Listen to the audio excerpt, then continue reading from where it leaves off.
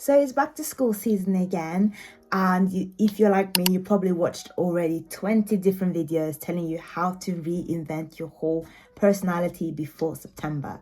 But what if this time we didn't do that, and instead of becoming this whole new person, what if we reset in a way that feels good, realistic, and like us? If you're tired of that pressure of being that girl, then this is the video for you. Part 1 is reflect and don't reboot. Basically, every autumn I would make a massive list of changes that I needed to make in the new year in order to succeed. I will have a new routine, a new workout routine. For example, I don't work out though. A new study system, new wardrobe, new everything. And sometimes that can be a bit overwhelming because at the end of the day, why haven't we thought about what actually worked last year? Some questions that you can ask yourself is, what gave me energy last school year? What drained me last school year? Because there was a few things. And also, what's the one habit I kept up consistently without even thinking about it? And I think having those questions will probably help you decipher actually there was a lot of things that went well last year. I just didn't actually think about it. And practical ways in which you can reflect on this is writing a keep doing versus let go list. Or you can look through your old organization planner and see what are the stuff that I actually ticked off last year that I managed to do. And also highlight some small wins. So not everything has to be a massive big win. It could be a small win that you actually managed to get done last year. Part 2 is set intentions, not goals. So goals are of course very important, but it also comes with the pressure of disappointment, perfectionism, and also a little bit of guilt when you don't reach those or when you don't hit those goals. So I propose this new way of thinking, which is setting intentions. For example, instead of saying, oh, I want to go to the gym 5 times a week, you could maybe set an intention saying, I want to become stronger than my last workout routine or last workout week or your last rep, for example. And in that way, you don't have that pressure. And I think this is a great way to start the new school year with not having that pressure of having to perfect everything. Intentions basically guides how you show up on the days that don't feel like it's going perfectly well. And ways that you can do this is creating a mood board. I love to create a mood board or like a vision board. I created one last year that I kept on my lock screen the whole year, and it just helped for me to like actually think like, what am I trying to achieve? How can I visualize my intentions for the year? You could also put up like quotes or affirmations on your wall or anything that you normally look through. You could put like a little affirmation there just so that you continue to have sort of your intentions in mind when you're going through your new school year. And some of my intentions for this year is be more intentional with my time, let go of things that don't serve you, which is a big one, I think. Make meaningful conversations or connections, create time for self-care. Part 3 is small habits over major transformations. This is where resets can go wrong, is we try to change everything at once, everything about ourselves, everything about the way we go about things at once. But I think making those tiny, boring, small changes is actually the stuff that will stick. Progress feels easier when it's more simple, and I think the biggest game changer to even setting a habit is being consistent with it. So if the habit is small and simple and achievable, you would definitely be able to be consistent with it. So if that's something that you haven't thought about before, then that's definitely something you should try and curate for yourself before going into the new year. Part 3B, I like to call it, is my study habits. So last year was a real challenge because I had to go through a very challenging time at uni, but when I reflected back on how the year went, I think I made a few good or achievable and just healthy habits that help me stay on course. So I'll be sharing some of those study habits with you guys. First one is study when you have energy.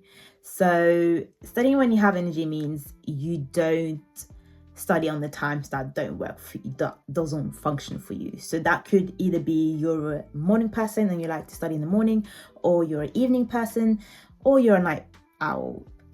But figure out what works for you. Sitting at the front of the class, guys, I know this one is controversial, and I had to make that change after probably a decade or more in education, but I will tell you guys, it's a game changer.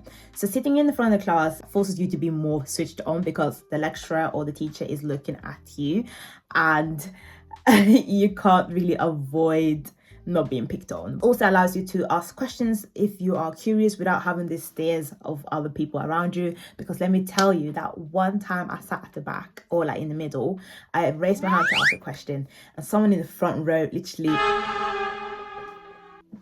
did a whole 180 just to look at me asking that question. Like, why did you ask a question? So sitting up front will help you avoid all of those things. Having a study playlist, especially when you are doing light work. I like to have a study playlist when I'm doing things that don't require too much brain power. And yeah, so I just created some on my Spotify. I also look up others. I tend to go for things that don't have too much like voices type of thing, like more melodies and things. Then we have this study method called interleaved subject study. During your study session, let's say your study session is an hour, you want to do topics that are different but also similar. For example, if I'm studying biology, I want to do a little bit of cell biology, then a little bit of genetics, and a little bit of ecology. They're all different, but somehow they're all linked and it can be similar to each other. And that way you emulate your exam conditions, because in exams they will just throw random things at you. And also it will help make the study session a little bit more engaging, a little bit more interesting as well, because studying can be really boring. Having a detailed study to-do list. Don't just put, oh, I want to study maths today. Put specifically, I want to study algebra. I want to study 10 or 5 different questions, algebraic questions. Or you could say, oh, I want to do at least 10 flashcards today. Because in that way, you actually have a good plan rather than keeping it too vague. I feel like keeping it too vague means that you waste a lot of time as well. So keep a very structured and detailed study to-do list. Have a study buddy. So a study buddy can be a physical person, or it could be going on the study with me videos on YouTube and having that next beside you and actually doing your work. The last study habit or study tip is basically to treat your study sessions like an exam. So for example, for me, it was to do an exam paper on the school's computers that we normally do our exams on. Even though you've revised so much for the whole year and then you have your summer exams, sometimes it could just be that exam performance anxiety. And I feel like if you practice emulating those environment before you get to those finals exams, that could be a really big game changer for you. Part 4 is protecting your peace without going off the grid.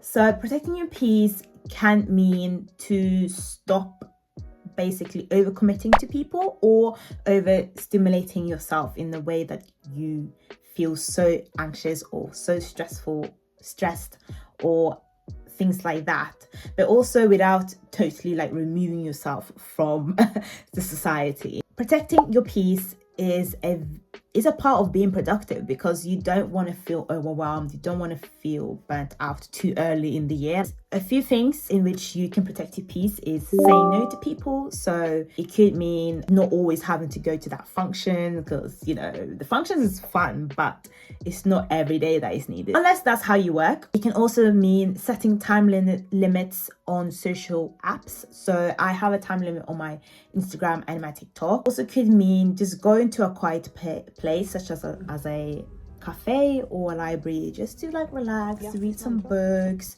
or something, like just something along those lines, because it's like a way to de-stress and just like remove yourself from the environment without actually going off the grid. Those are some of the things that you could do in order to protect your peace, and it might be many other ways in which you do that. So we are coming to the end of the video, and I just wanted to give you guys a little bit of motivations for the next school year. So this will hopefully help you, and it will definitely help me as I'm looking back at this video. If you are feeling unmotivated, you're feeling tired, or you're feeling like you're procrastinating a lot, you are not alone, and there's a lot of people who's feeling the same way.